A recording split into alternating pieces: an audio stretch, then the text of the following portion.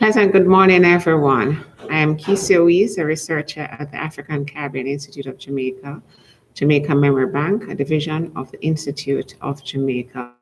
Thank you very much for joining broadly on our storytelling tradition. Storytelling, as we all know, has been a medium through which all societies, for centuries, transmitted knowledge and entertained each other.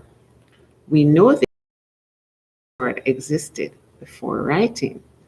The Jamaican society is no different. Storytelling is part of the island's oral tradition and is a form of African cultural retention.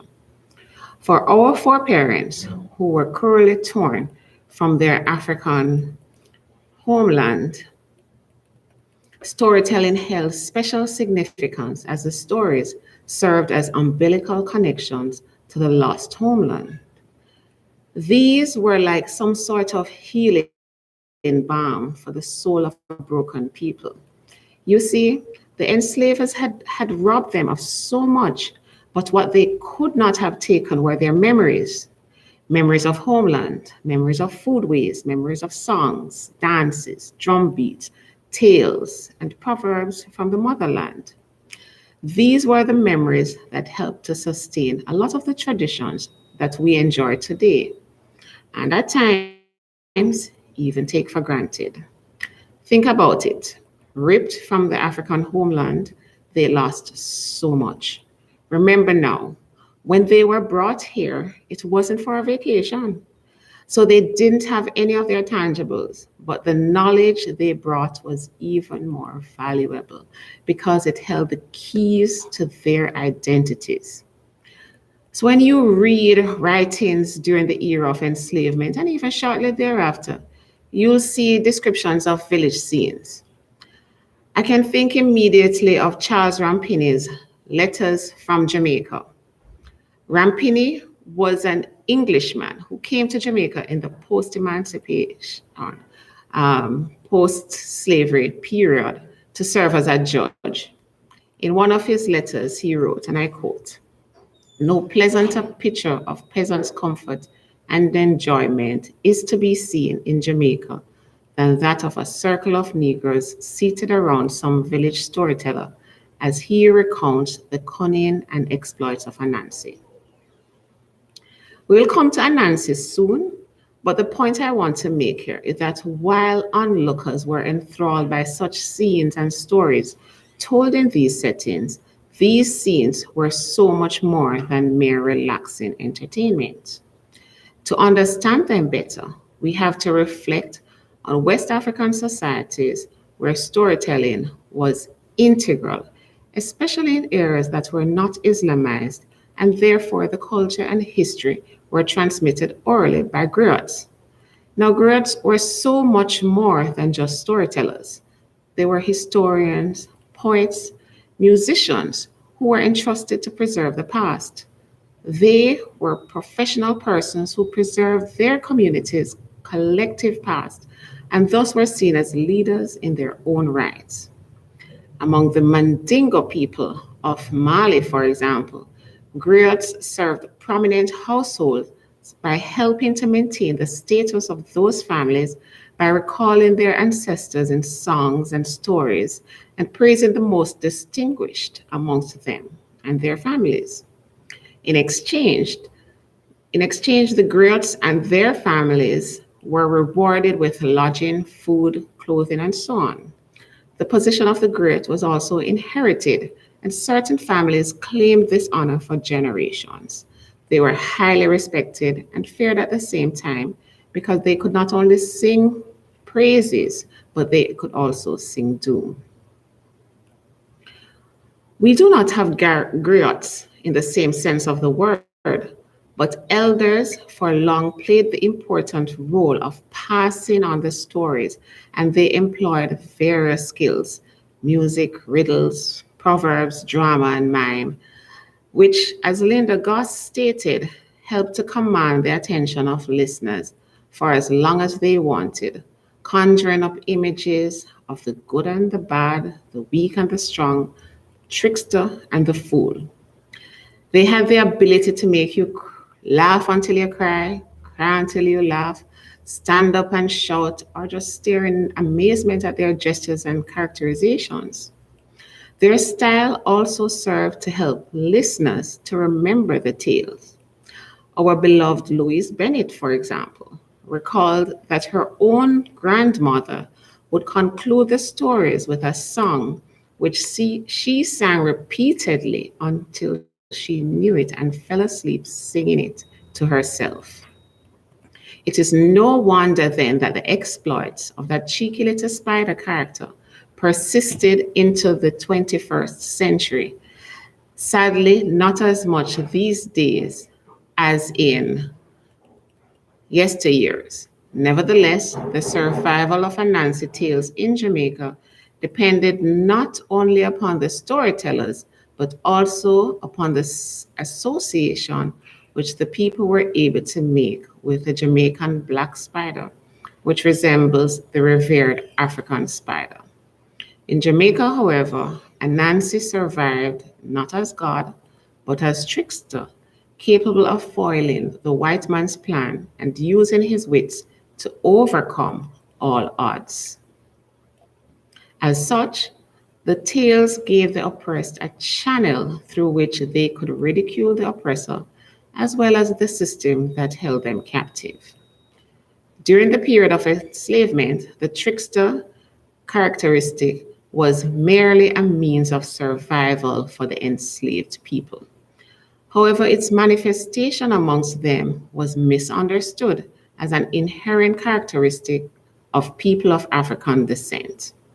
This resulted in stereotypical labels such as Kwashi. The equivalent to Kwashi in the United States was Sambo. However, only a true comprehension of the cruelty to which the people were subjected could allow for a better appreciation of the relevance of Anansi's stories to the enslaved masses. Historian Lawrence Levine, for example, in his book Black Culture and Black Consciousness, examined the circumstances that demanded people to embrace the trickster mentality. He cited responses from former enslaved people who explained that the role of the trickster was vital to their survival in the harsh context of slavery. One of the persons interviewed was Robert Falls. Falls was enslaved in North Carolina, but the horror he described bore much resemblance to that of West Indian captives. Listen to his explanation. They didn't half feed us either. They fed the animals better. They gives the mules the roughage and such to chaw on all night. But they didn't give us nothing to chaw on. Learned us to steal. That's what they done.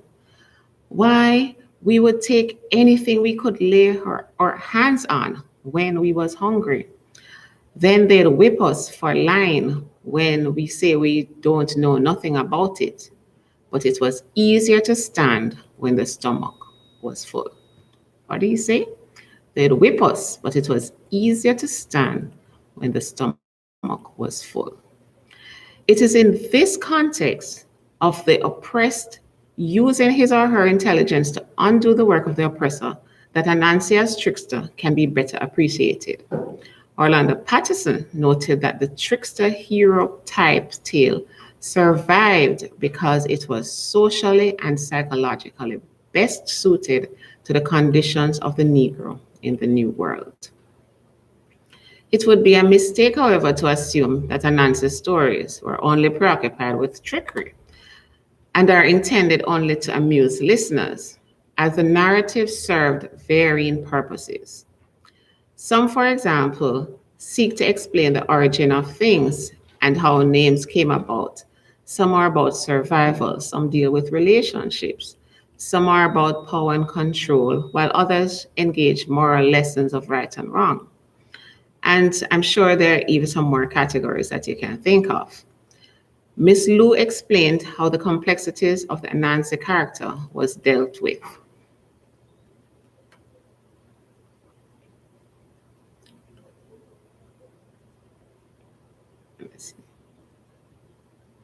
Just 1 minute.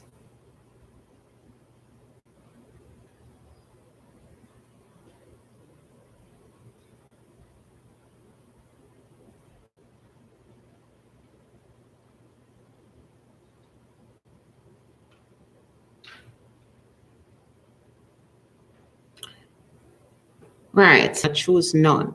Because Anansi sometimes did very wicked things in his stories, and we had to let Jack Mandora, the doorman at Heaven's Door, know that we were not in favor of Anansi's wicked ways. Me not choose none means I don't choose to behave in any of these ways. This disclaimer allowed for the complete enjoyment of the exploits of Anansi. Miss Lou went on.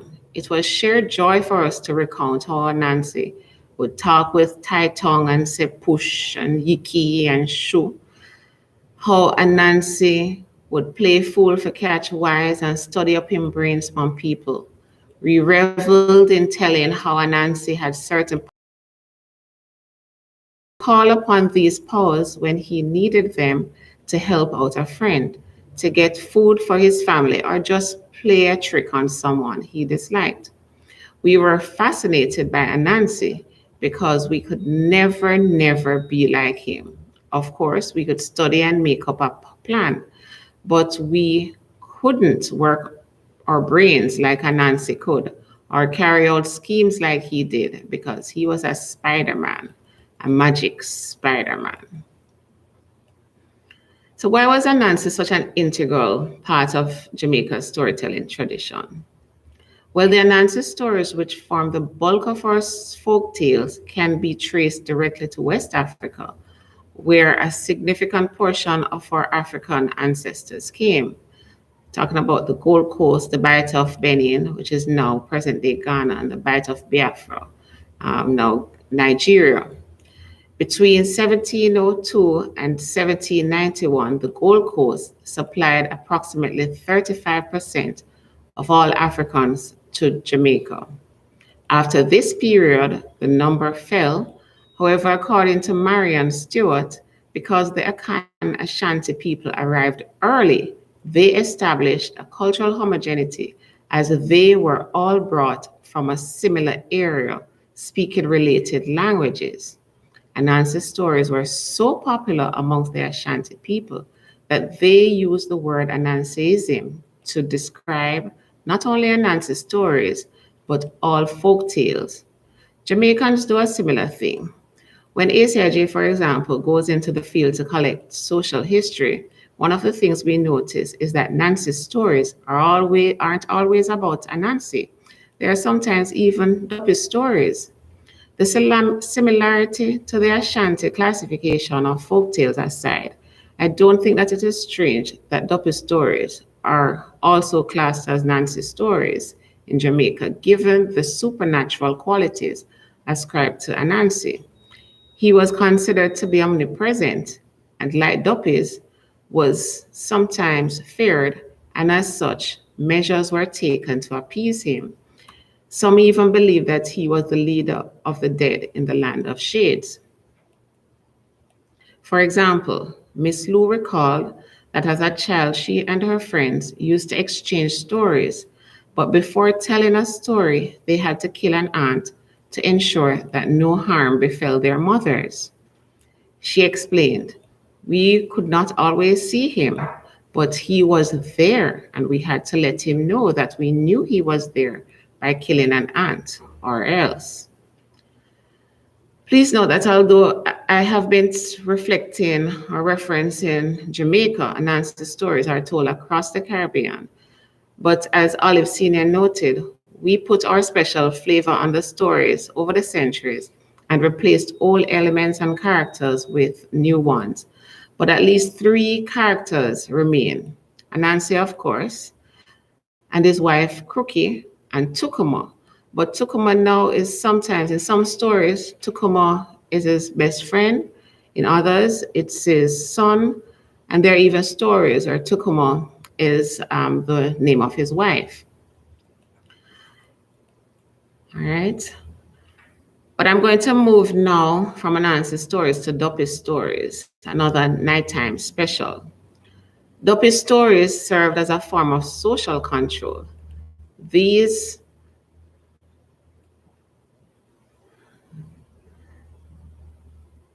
stories speak to a strong belief in the existence of the spirit realm and is part and parcel of the social fabric of Jamaica. Popular characters in these stories are River Mama, Old Hag, Whooping Boy, and Rolling Calf. There are also Big Boy stories. How many of you remember those? Glacita Honeygun described Big Boy, invented hero who never failed to outsmart grown-ups. These stories are a bit on the naughty side, but I'm going to share one from Glacita's book, Father Sleeps with the Mud Pies. I know you must be wondering, how comes I never share any Nancy or Duppy stories, but want to share Big Boy stories? Don't worry. This is on the team side. Here it goes. One day, inspector come in, examine school, and teacher tell the whole class of children that they must draw a big, nice, and lovely picture of one of Christopher Columbus' ship. All the other children get out them drawing paper and them drawing them color and them drawing them color. But Big Boy just sit down and relax him brains and cut him 10. When time finished for the drawing, this was the bam bam. Cause Big Boy don't have a single thing on him paper. Teacher come over Big Boy with the big long strap ready. Big Boy take him pencil out of pocket and make one little tiny bit of dot on him paper. Look right straight at teacher and say, there is Columbus ship, teacher, but it's far, far away in the ocean, teacher. Now tell me, if you were a teacher, what would you have done? I'm going to end with a quote from one of Nigeria's greatest author and poet, Chinua Achebe. It says, until the lions can tell their stories, tales of hunting will always glorify the hunter. To encourage you to tell your stories and not wait on others to give their versions. Seek out the stories that our ancestors left for us and keep the storytelling legacy alive. Many of these stories were collected and documented. Walter Jekyll, the Honorable Louise Bennett Coverley, and later Laura Tanner, and many others collected stories. The Library of the African Caribbean Institute of Jamaica, Jamaica Memory Bank, has a repository of literature and audiovisual materials on storytelling. Please remember also that our seniors are a reservoir of knowledge. Sit at their feet and learn and then share. You can share the stories with your friends, as Miss Lou did as a schoolgirl, or you can upload content collected to the ACIJ's website, memorybankja.com.